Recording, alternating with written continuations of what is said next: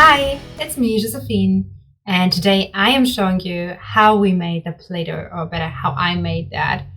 I usually do it with my daughter together, but this time I did it myself so you can actually see what I'm doing, what I need to use, and I will put all the ingredients down there in the description box so you can read it there after you've seen the video. But it will also make sure you can always go back and find in which moment, in which second or minute or whenever what happened, and can click like that around.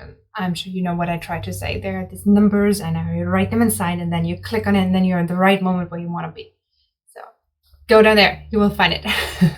I have it in almost every of my videos. So let's get started.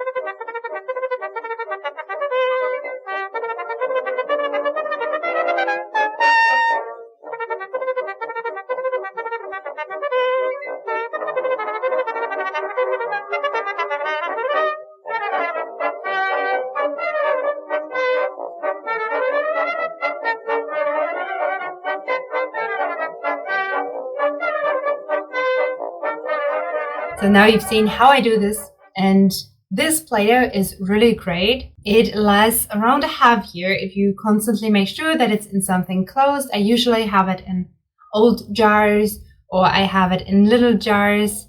That's actually the better thing, to have it in some little jars so you can keep the colors separated, because if the colors get mixed up with each other, it will not look very pretty anymore, and it will be some sort of a brown grayish color.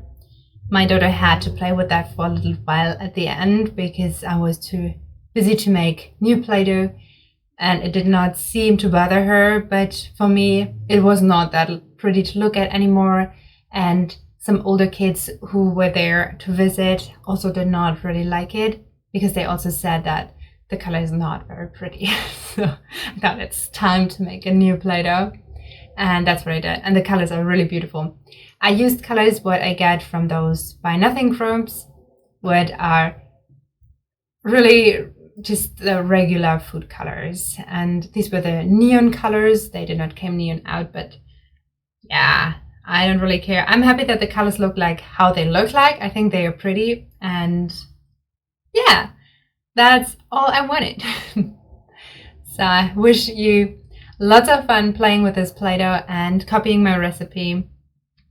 And I see you in my next video. And don't forget to subscribe to my channel. Click on the notification bell so you make sure you don't miss any of my videos. I hope this video is very helpful for you. You will have lots of fun with this Play-Doh. Give this video a thumbs up if you like it.